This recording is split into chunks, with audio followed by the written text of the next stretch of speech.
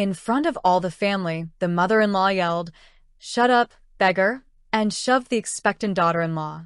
When Dasha noticed that her mother-in-law had fallen, she quietly pulled out the letter and gave it to her with a smile. Before we go any further, please indicate which nation you are viewing the video from. Have fun listening. Like an unexpected guest at someone else's celebration, Daria didn't feel welcome. Her pregnancy was obvious from the way her tummy had already filled out, and every movement was challenging. However, she was aware that she needed to attend the anniversary celebration for Inga's mother-in-law. The enormous dining room was glistening with crystal and gold. The expensively attired guests were clinking champagne glasses and conversing loudly to one another.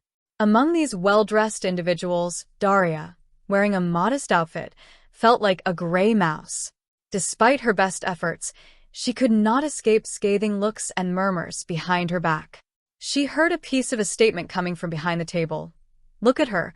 She came as if she was pregnant for a show. Daria dropped her gaze, attempting to ignore it.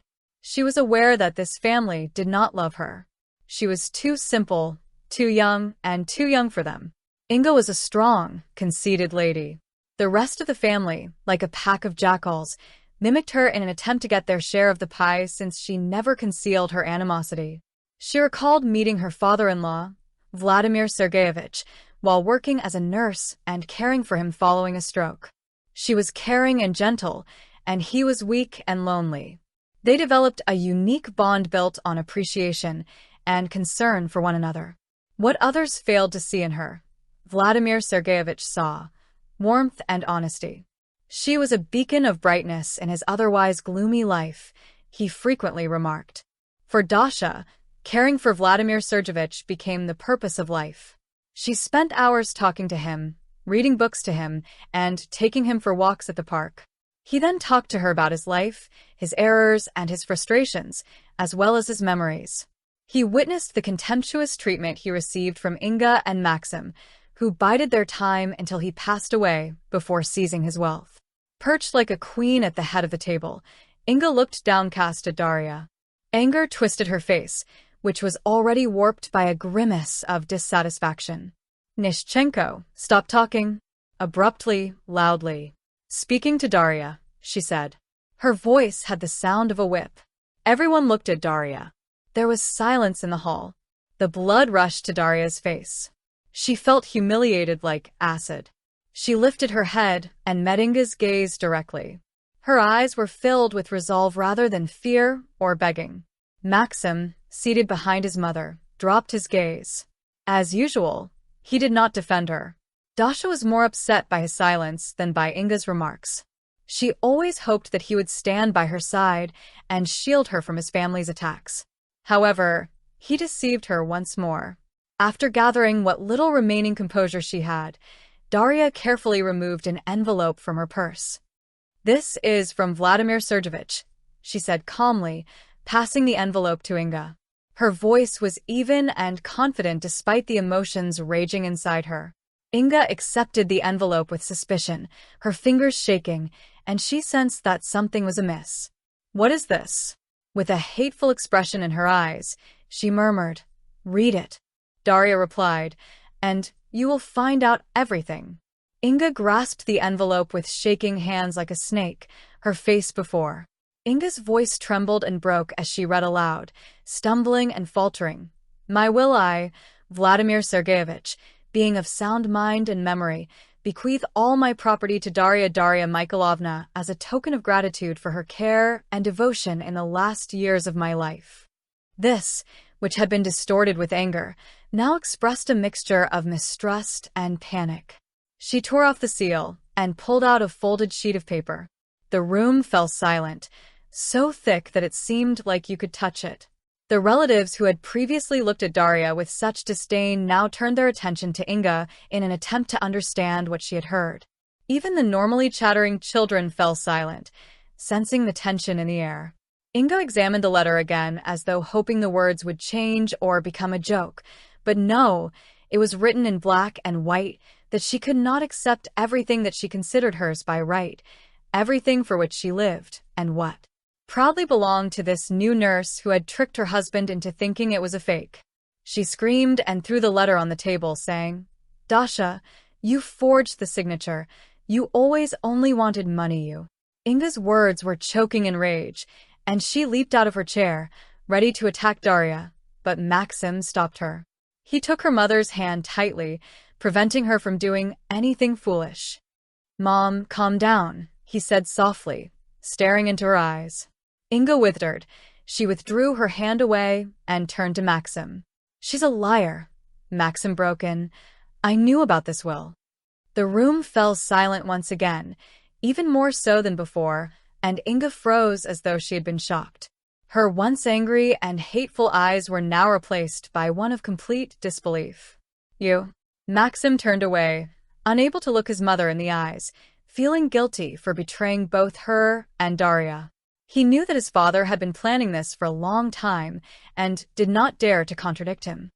"You knew," she whispered, not believing her ears, "and you were silent."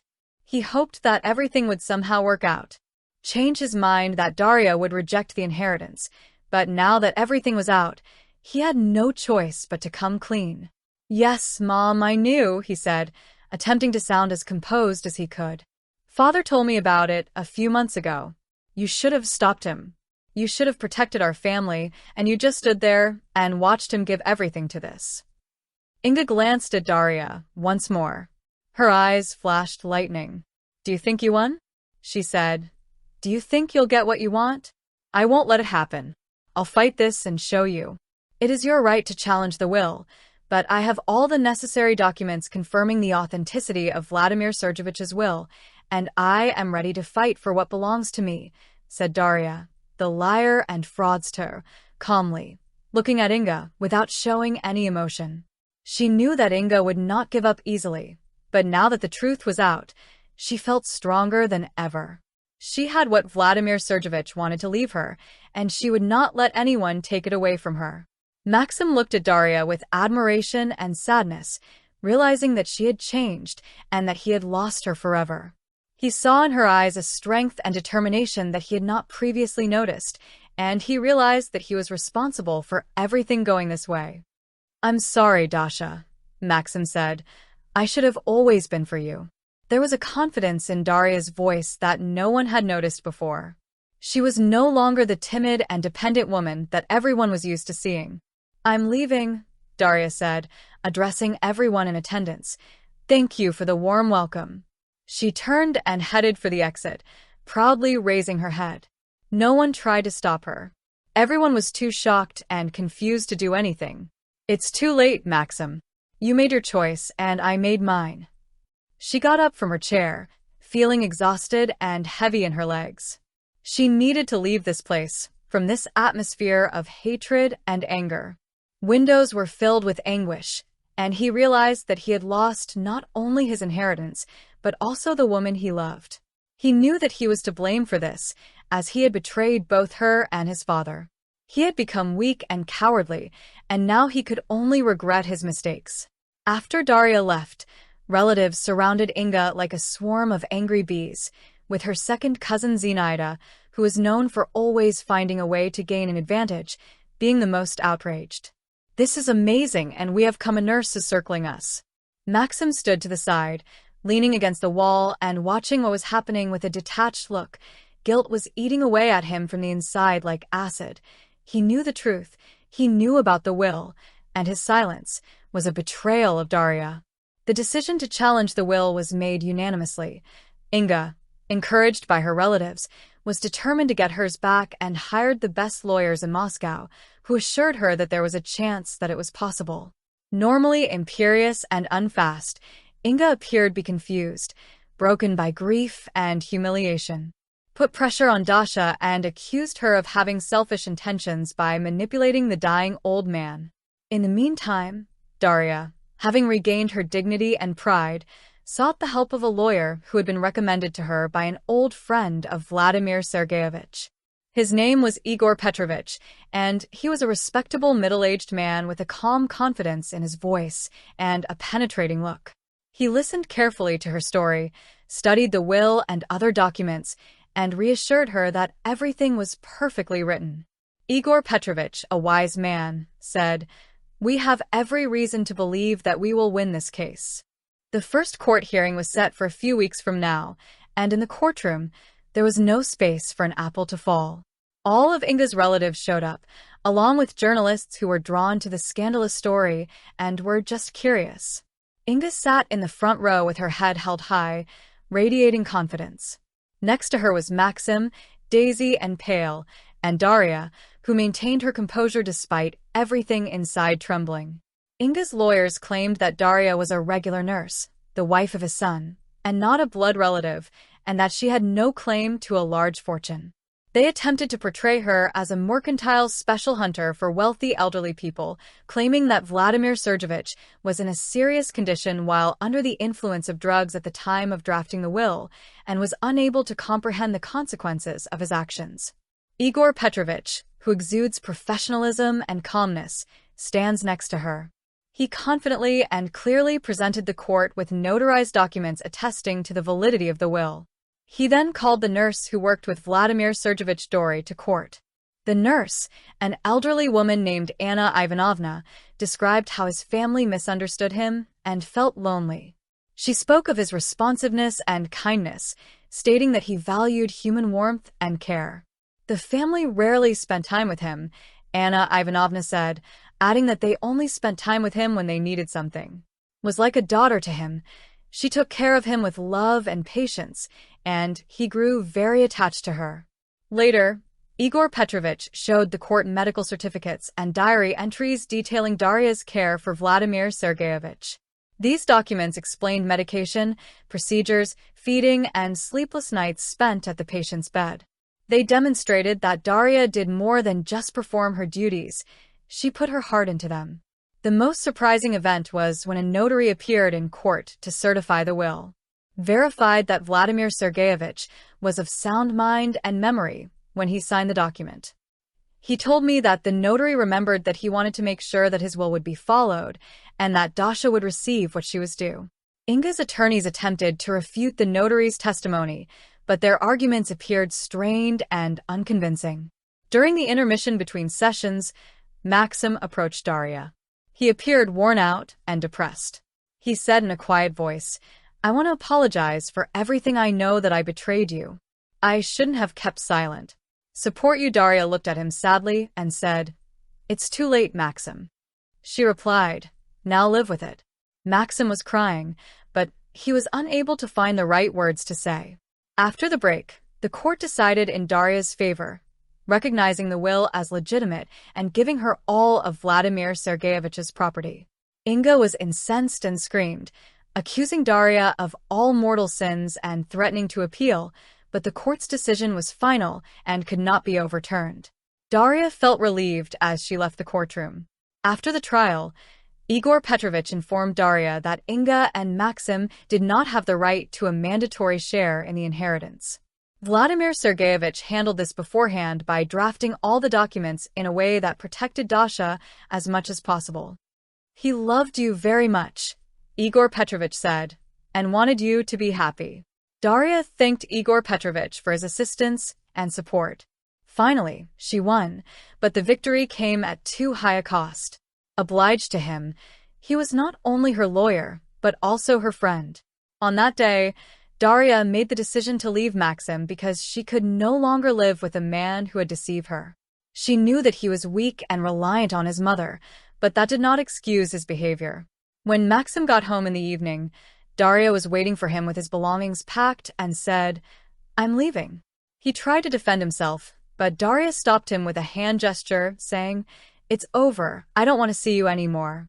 Maxim knelt down, and he pleaded with her to forgive him and give him another chance, but Daria insisted, "Don't touch me."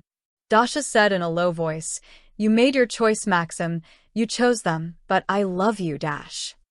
In a dejected tone, he said, "I have always loved you. I thought that if I was with them, somehow it would ease the situation. I wanted you to be part of our family." "Are you serious? They would never accept me, never, and you didn't even try?" Maxim lowered his head and said, I know I'm guilty. I understand that you will never forgive me or right. Maxim. Maxim replied, I won't forgive not because I'm angry or vengeful, but because I can't live in this lie anymore. I can't pretend that everything is fine when everything inside is torn apart. You betrayed me, Maxim. You knew that I was pregnant. You saw how they treated me. And you still haven't done anything. He lifted his teary eyes and asked her, What can I do? Tell me, what can I do to make you forgive me? I'll do everything, Dasha said, shaking her head. But what about the child? I'll raise him myself, he whispered. But what about the child? He'll know who his father is, but he'll never know what a coward you were. Maxim stood still, seemingly paralyzed. He gazed at Dasha as though she were a stranger, and he saw in her eyes such strength and determination as... Goodbye, Maxim, was the last word she said before he realized he had lost her forever. She then left the apartment, closing the door to the past behind her, and moved to a country house she had inherited from Vladimir Sergeyevich. It was a large, cozy home with a beautiful garden. She felt safe and at ease there, able to start a new life away from intrigue and hypocrisy. She knew it would not be easy, having to raise a child alone, take care of the house, and deal with financial difficulties, but she was not afraid of challenges.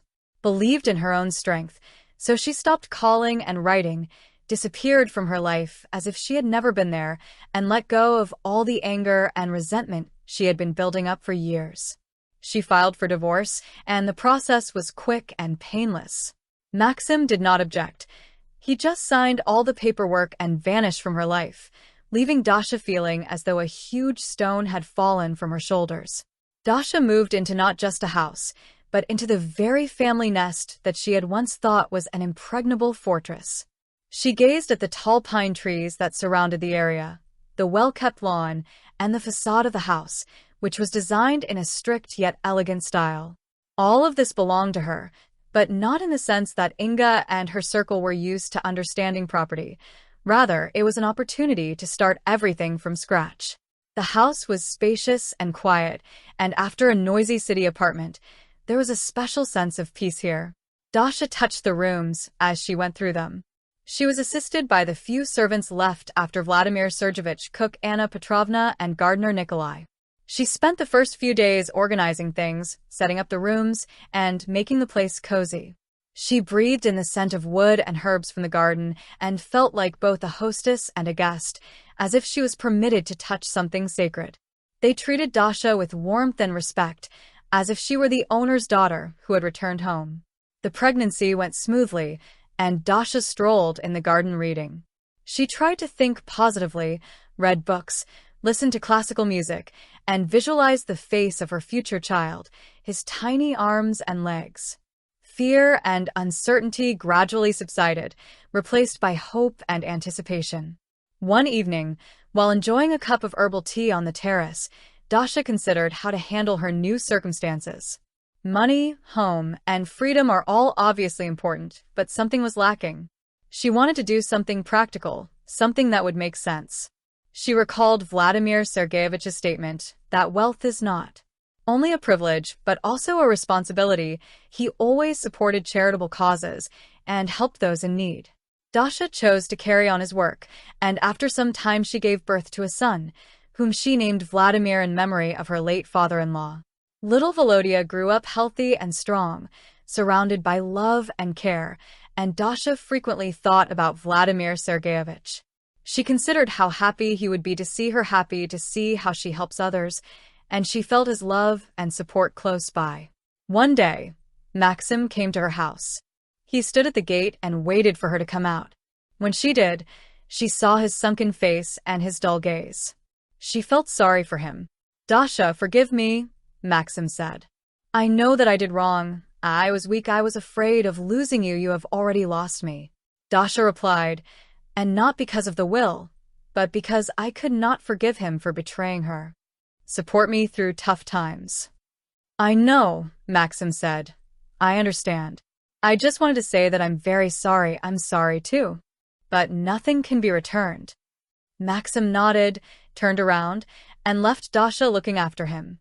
She felt as though she had forgiven him, But she couldn't forget that Dasha had lived her own life, raising her son, working in a foundation, helping other women, and finding her place in life.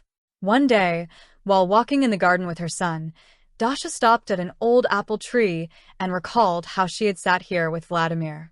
As Sergeyevich shared memories from his life with her, she felt thankful and warm within. She glanced at her kid, who was playing with butterflies and smiling while running on the grass, and she smiled, knowing that everything would be well.